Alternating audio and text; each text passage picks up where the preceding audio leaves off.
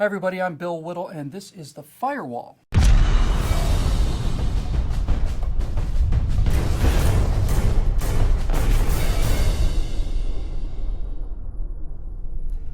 Let's say someone wanted to take away that uniquely American right, the right upon which all of the success and prosperity and happiness and freedom is based. Your First Amendment right to freedom of speech. What would that tyrant look like? Like this, right? Something like this guy? Or maybe someone like that. Or this. Or maybe this guy. Nope, not here.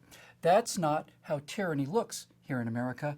This smiling, normal-looking woman is Anne Ravel. She heads the FEC, that's the Federal Elections Commission. She's a Democrat in a Democratic administration, pursuing the Democratic Party's goal of intimidating, jailing, and otherwise harassing their political opponents, who are mean because they don't like being told what to do or think, the way nice people do.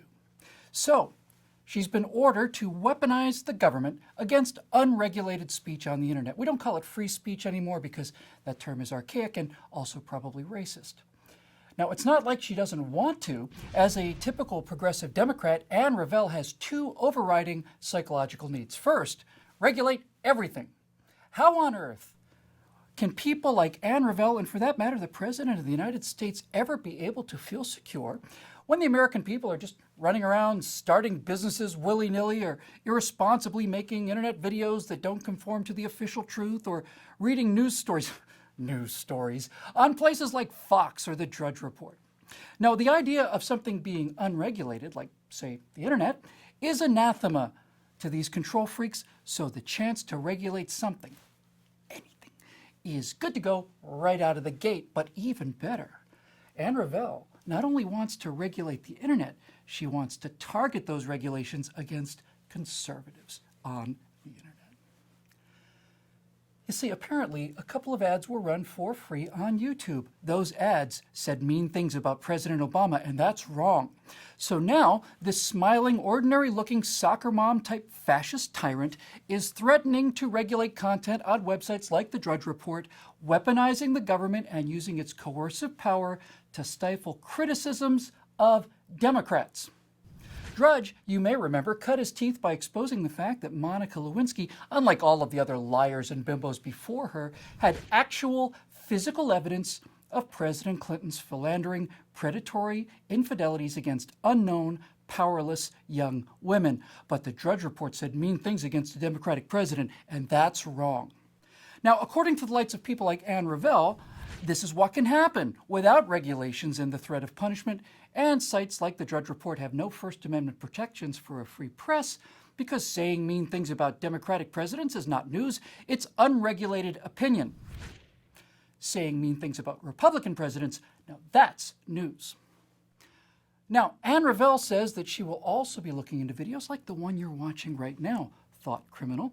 Needless to say, I had assumed that my license to speak my mind was printed on a piece of parchment, sealed in nitrogen, behind bulletproof glass in the National Archives, but that doesn't cut much ice with fascists like Anne Ravel or the people that give her her marching orders. Now, for those of you who say, hey, that can't happen here, it's all speculations, rampant speculation, this is all a tempest in a tea party, let me show you another face of fascist tyranny right here today in America.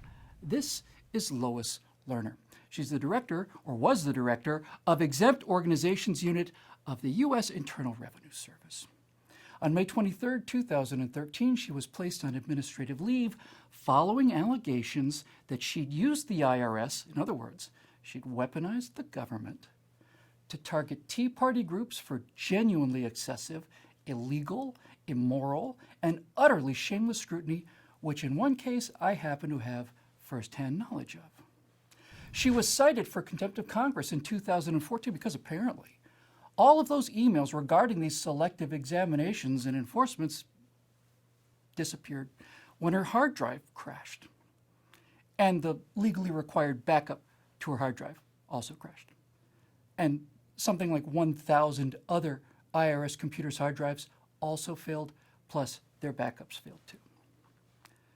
Some emails, however, sent just before these unfortunate coincidences, indicate her discussing these issues of selective enforcement with the Department of Justice, which means that this whole thing was directed by this guy, which means that it was really directed by that guy. That same guy who, when asked if there was any evidence at all of corruption in the IRS, replied, nope, not a smidgen. Unregulated laughter is punishable by law. Oh, and by the way, prepare to be audited. Because none of this Bill of Rights stuff means anything to these people. Your First Amendment right to free speech, your Second Amendment right to self-defense, your Fourth Amendment right to be secure in your persons, houses, papers, and effects, the 10th Amendment admonishment that those powers not specifically granted to the federal government are reserved to the states or to the people. It's all just parchment for them. It's a bit of decoration like Washington crossing the Delaware, suitable for framing in a museum that no one visits anymore. It's certainly not the law, because as we all know, the law is what the Chicago political machine says it is. Hey, nice Bill of Rights you got there. Sure be a shame if something happened to it. Please subscribe to our YouTube channel and be sure to visit us at truthrevolt.org. And to keep these messages coming, please consider making a donation by clicking here.